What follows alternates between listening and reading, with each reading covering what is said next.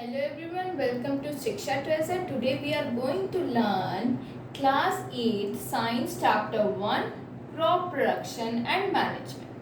तो हमारे दिमाग में जो फर्स्ट क्वेश्चन आता है वो है व्हाट इज क्रॉप.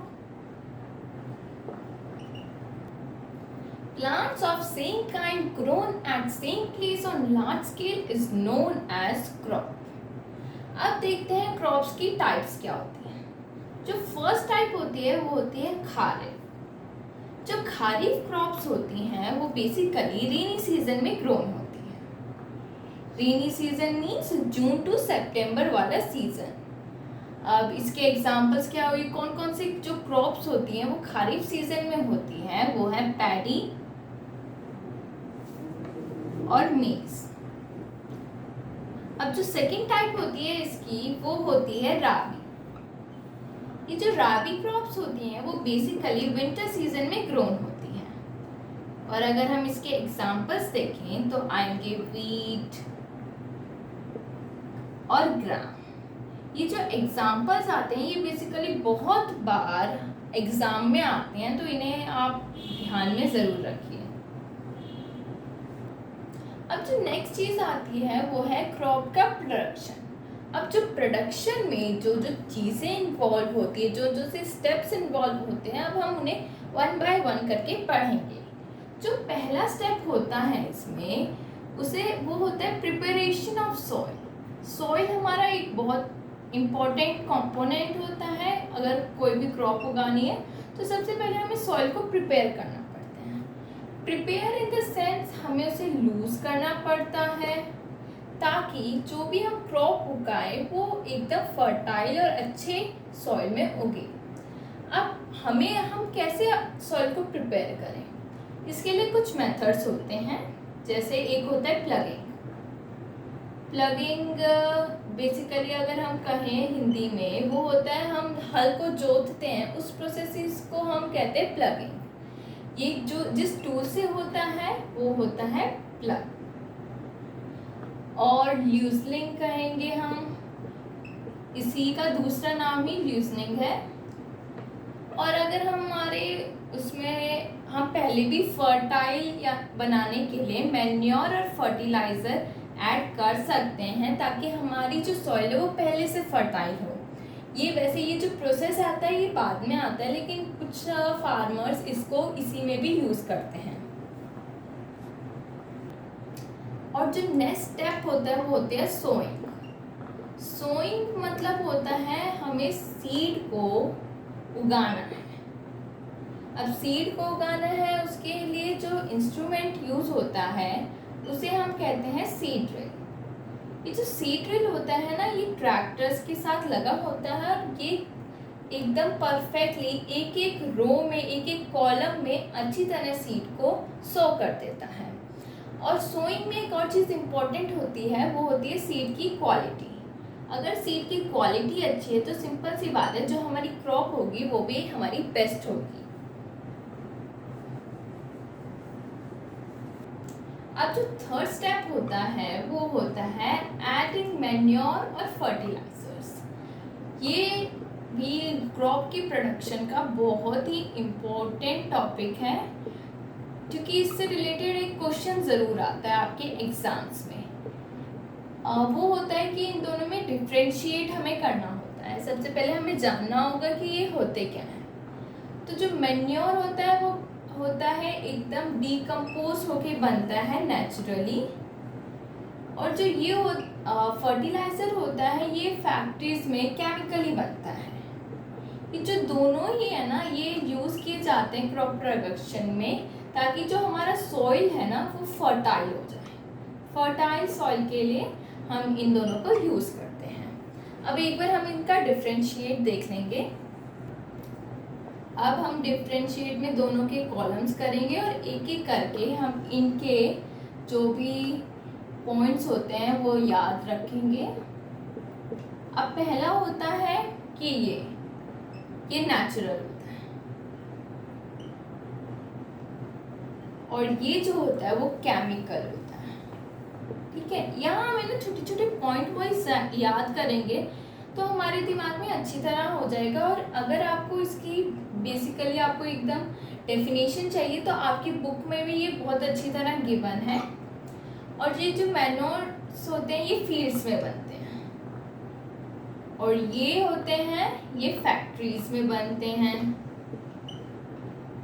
और अगर हम पॉइंट करें, अगर हम इसे बहुत टाइम तक यूज़ करते हैं, ये है ना हमारी जो सॉइल है उसे फर्टाइल बनाते हैं। और ये एक टाइम के लिए तो फर्टाइल बनाते हैं, लेकिन अगर इसका लॉन्ग टर्म यूज़ होता है तो ये सॉइल को है ना उसके जो भी न्यूट्रिएंट्स होते हैं वो सब सॉइल के जो होते हैं वो यूज़ हो जाते हैं। और एक और ये है कि ये क्या होता है कि कम न्यूट्रिशन दे पाते हैं। और अगर हम बात करें वहीं की फर्टिलाइज़र की, जो फर्टिलाइज़र होते हैं वो रिच होते हैं न्यूट्रिएंट्स में। तो ये बेसिकली जो बेसिक डिफरेंस है ना वो इन दोनों में यही है।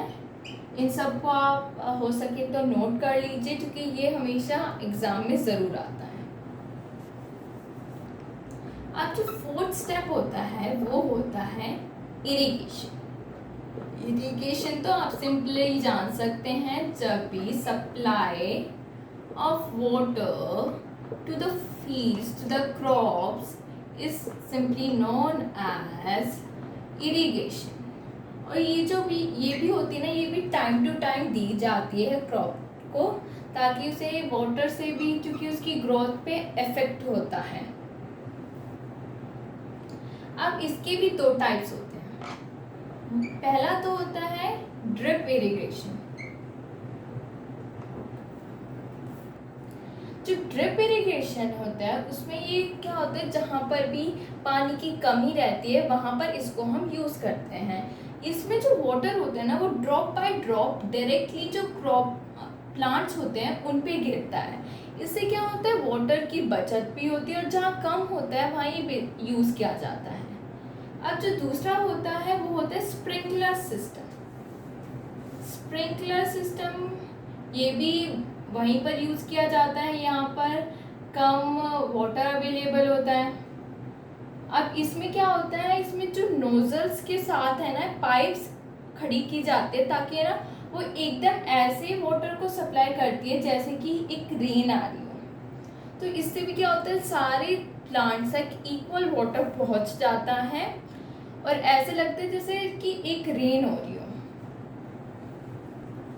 अब जो इसका फिफ्थ होता है वो होता है वीडिंग। अब वीडिंग क्या होता है, जब भी हम कोई क्रॉप उगाते हैं तो ज़रूरी नहीं है सेम प्लांट उगते हैं, कई बार कुछ भी अनवांटेड प्लांट्स भी वहाँ उग जाते हैं। तो इन अनवांटेड प्लांट्स का रिमूवल ही वीडिंग कहलाता है। अब ये भी कई तरीके से हम कर सकते हैं, या तो हम मैनुअली करें, मतलब अपने ही हाथों से उन्हें उखाड़ उखाड़ के फेंकते हैं, या फिर जो वीडीसाइड्स आती हैं। ये वीडीसाइड्स क्या होती हैं, ये ना कुछ ऐसी मेडिसिन्स होती हैं जो अनवांटेड प्लांट्स जिन्हें हम वीड्स भी कहते हैं, इन्हें ये ख़त्म कर देती है। इनके एग्जाम्पल पे हम कह सकते हैं 2,4-D एंड मैचलर, ये भी इसके एग्जाम्पल है। तो हम इनमें से हम इन्हें हटा सकते हैं, इनका रिमूवल कर सकते हैं। अब जो नेक्स्ट स्टेप होता है वो होता है हार्वेस्टिंग। अब हमने अपनी क्रॉप को उगाया, उसे उसमें मैन्योर्स एंड फर्टिलाइजर्स ऐड किए, उसे पानी दिया, उसमें से जो वीड्स थे वो निकाल लिए। अब हमारी क्रॉप क्या हो गई, वो हो गई मैच्योर। अब हम जब क्रॉप हमारी मैच्योर होगी तो अब हम उसे कट करेंगे, तो इसी प्रोसेस को हम कहते हैं हार्वेस्टिंग। और ये हार्वेस्टिंग की जाती है हार्वेस्टर से।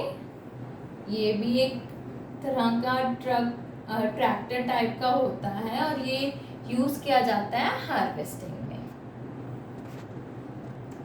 ये हार्वेस्टर तो जब किया जाता है जब बड़ी बड़ी फील्ड्स हो, और वैसे ट्रेडिशनली इसे सिकल से भी किया जाता है कट, हमारी जो भी क्रॉप हो।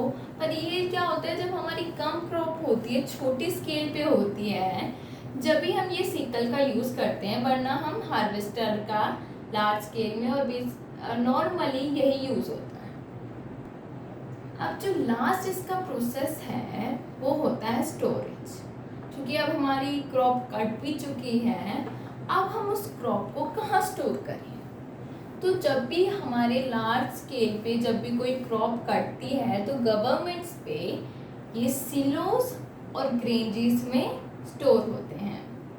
ये क्या होती है, बड़ी बड़ी ये स्टोरेज की होती है डिवाइस, जिसमें हम क्या करते हैं, बड़े बड़े स्केल पे इन्हें रखा जाता है ताकि वहाँ पर कोई भी रैट्स या फिर किसी भी चीज़ से इन्हें डैमेज ना हो। और अगर हम नॉर्मली करें नॉर्मल स्केल पे तो हम वैसे हम स्टोर कर लेते हैं, लेकिन हमें उन्हें प्रोटेक्ट करने के लिए हम उसमें नीम लीव्स डालते हैं या फिर इंसेक्टिसाइड्स डालते हैं, ताकि जो हमारी क्रॉप है ना वो सारी तरह के इंसेक्ट से बची रहे।